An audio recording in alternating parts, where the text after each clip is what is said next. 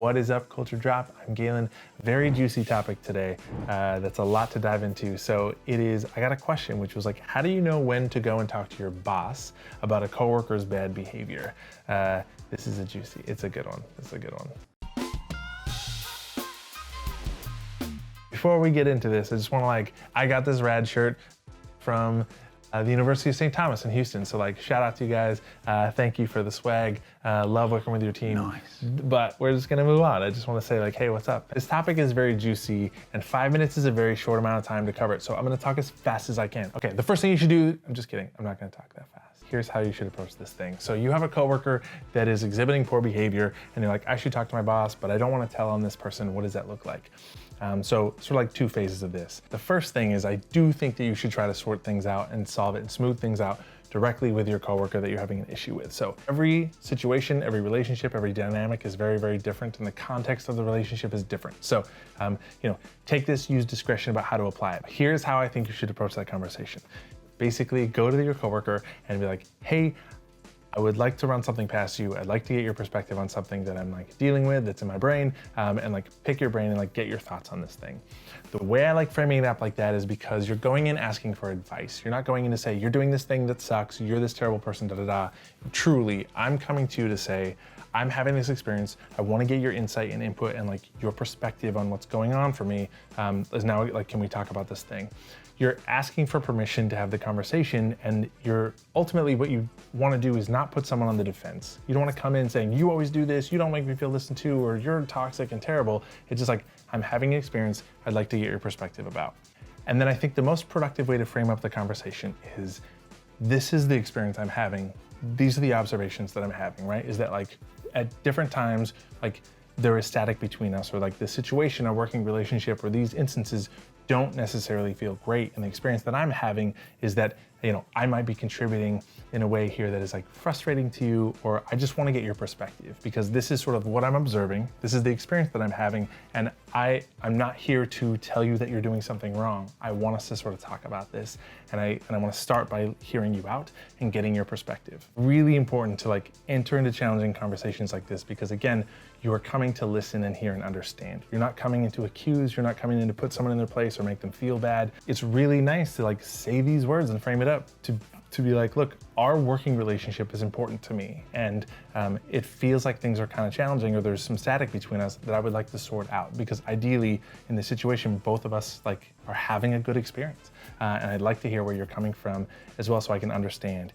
And the way that I think it's important to continue to reinforce and frame up is I want to know if there's a different way that I can show up in this situation that will change the experience for you. Is there a different way that I can sort of communicate with you or share these things, or based on whatever interaction that you're having with this person, is there a way that I can show up differently in this situation that will make things better for you, or that we can smooth this out? I think it's really, really powerful to approach it this way. It's very disarming. It's emotionally neutral. You're not coming in saying you're terrible and making someone feel defensive. It's just I want to listen and hear and understand your perspective and where you're coming from.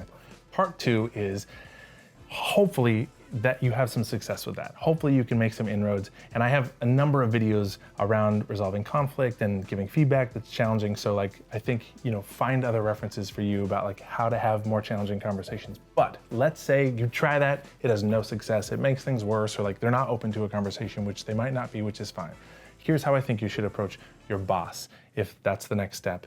And this is also, I think, really important in terms of how you frame this up. I think when you go to your boss, it's the same thing. It's not, I'm coming here to tell on this person's behaving this way, and It's, I would like to get your perspective. I'd like to get some advice from you about how I should handle this thing. And then I would explain it to your boss to be these are my observations. This is what's happening. This is how I'm feeling. This is the experience I'm having. And I tried to have this conversation this way with this person, and it did not yield any results. So I've sort of tried to be proactive and sort it out with them, and didn't make any headway. I would like to get your perspective, your advice of what do I do next? How do we approach this together, right? I'm not here to make that person look bad.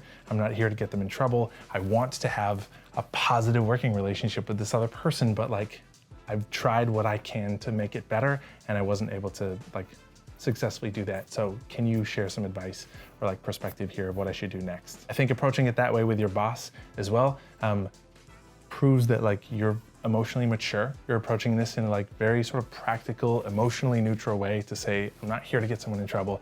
I just want to find a resolution to this. So it makes you look, good. It makes you look a lot better than if you come in being like, Jay does this and da-da-da, and he's, like, we don't want to be associated with drama. And if there's drama between people, like the way that we can differentiate ourselves is through that kind of language, right? And showing and proving like, I would like to just find a resolution here. I'm not here to make anyone look bad or get them in trouble.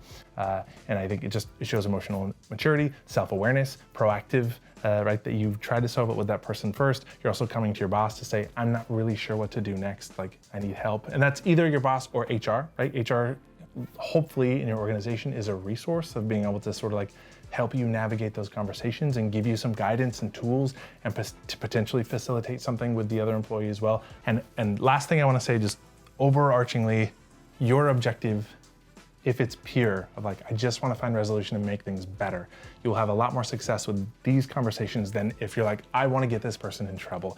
I want to make them look bad. I want to make them feel bad. I want to put them in their place.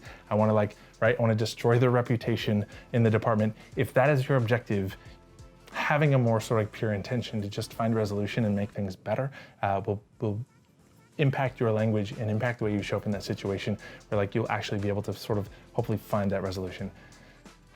That's a lot. I hope we covered that in 5 minutes. I know that's a lot to get into, but really important. I think it's very common in the workplace.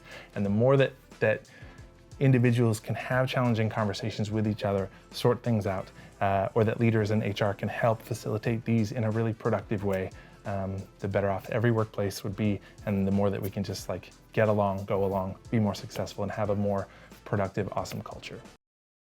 Oh yeah, that's just me singing.